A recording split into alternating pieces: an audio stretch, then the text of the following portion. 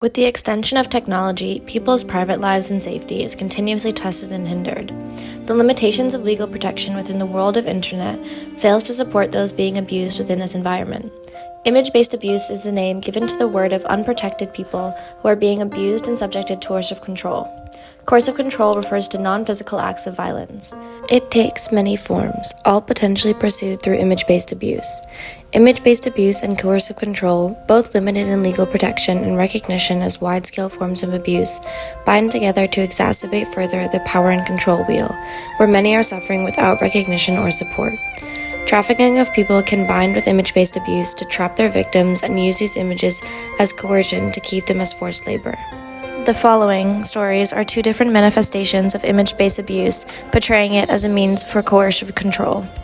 Today, a report for the Anti-Slavery Commissioner says hundreds of people from Vietnam are being trafficked or tricked into coming here, then forced into terrible jobs or sexual exploitation. My name is Anne. I'm a 15-year-old girl from Vietnam. My mom looks after my 3 younger siblings, and my dad left home to look for work and never returned. I was desperate to escape my circumstances, and I found a job posting online. An overseas position with high salary and minimum requirements. The recruiter was kind and sympathetic, promising me a fresh start. It felt like the chance I'd been waiting for. The journey was long and dangerous. We moved through many countries in a lorry, and I was surrounded by strangers and felt completely out of control. Once I got on that truck, it seemed I have no escape and no knowledge to understand. Trafficking in persons shall mean the recruitment, transportation, transfer, harboring, or receipt of persons by means of the threat or use of force or other forms of coercive deception, of abduction, of fraud, of the abuse of power, or of a position of vulnerability, or the giving or receiving of payments or benefits to achieve the consent of a person having control over another person for the purpose of exploitation. Exploitation shall include, at a minimum, the exploitation of the prostitution of others or other forms of sexual exploitation, forced labor or services, slavery or practices similar to slavery, servitude, or the removal of organs. As soon as I arrived with a group with other women, everything turned into a nightmare. We were drugged, and when I woke up, I realized I had been trafficked into a scam syndicate. They took my phone and my passport, leaving me completely powerless. I was captive and forced to work for little or even no money. The Counter-Trafficking Data Collaborative, the CTDC, is the global data hub for synthesizing data from around the world on trafficking from organizations. Their aim is to fight trafficking by spreading data and making accessible a larger picture of this growing phenomenon. Eurostat reported in 2022 that there were 10,093 registered victims of trafficking in human beings in the EU and 2,097 convicted traffickers. Women and girls are disproportionately affected by human trafficking, accounting for 71% of all victims. 16 million people are trafficked for forced labor in the private economy. 4.8 million people are trafficked for forced sexual exploitation. 4.1 million people are trafficked for forced labor in state-imposed forced labor. It is estimated that 20.9 million people are trafficked worldwide.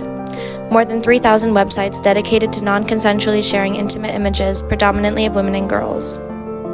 And even worse, they had taken private photos of us while we were unconscious and used those images as blackmail, threatening to ruin our lives if we disobey or try to escape. The things I endured in that place have left deep scars in my heart, both physical and emotional. We were treated like tools, not people, and that was a shadow of my life. Crenshaw began to use the term intersectionality to deal with the fact that many social justice problems like racism and sexism are often overlapping, creating multiple layers of injustice. Anne's story demonstrates how we need to view her story from an intersectional perspective.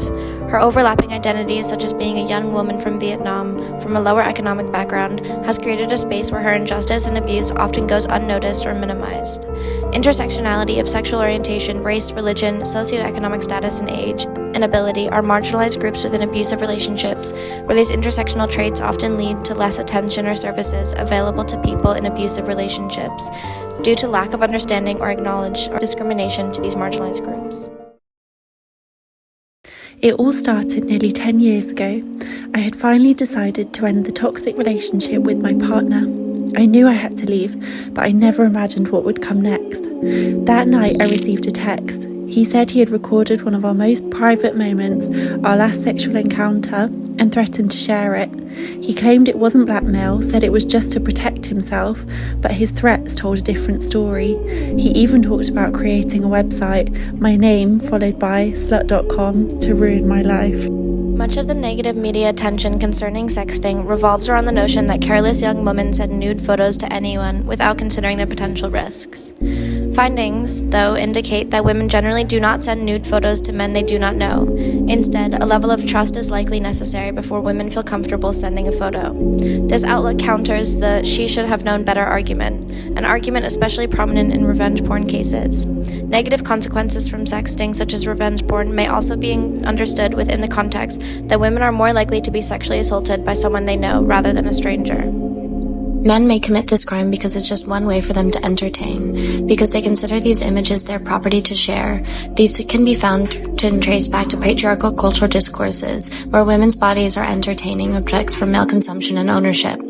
Image-based abuse is motivated by these familiar patriarchal norms. I was horrified and ended the relationship anyway. I thought I could just walk away, but the nightmare had only just begun. He sent postcards and packages to my workplace, to my family, and even to the pharmacy in my neighbourhood. They contain my photos, intimate private moments, and links to a pornography site. My 7-year-old son, my family, and my neighbours, they all saw it. According to the Power and Control Wheel, the meta tactic of using children includes making one's partner feel guilty about their children, threatening to call social services to remove the children, or involving children in disputes. And then it got worse. He made the videos public. The website exploded with thousands of pages of humiliation, all aimed at me. It was unbearable. I felt trapped. I couldn't eat, I couldn't sleep. I wanted to disappear.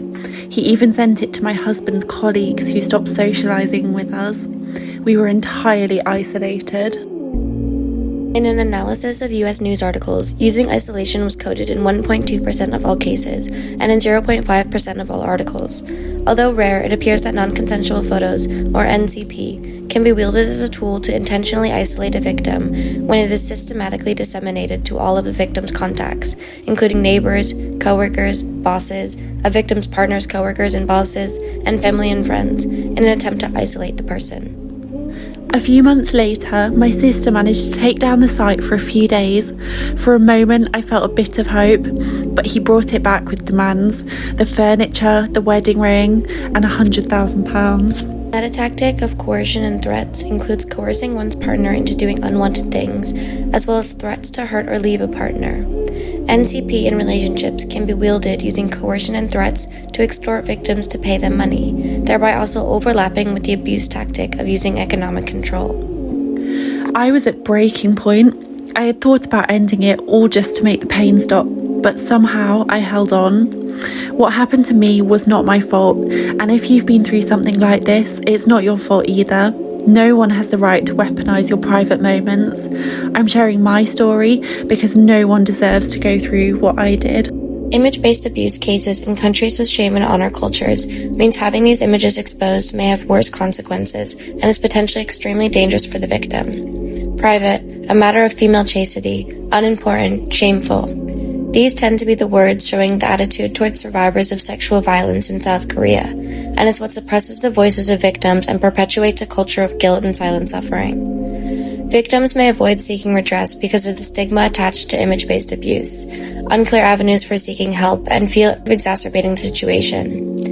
Communities may attach particular weight to individuals and the family structure, viewing an instance of image-based abuse as a stain on the family reputation, potentially leading to honor killings or re-traumatization by trying to preserve virtue. These examples underscore how culture constructs around morality and privacy intensify the consequences of image-based abuse, often normalizing or excusing violence against victims. Thus, the intersection of shame, honor, and victim blaming not only amplifies harm, but also perpetuates cycles of abuse.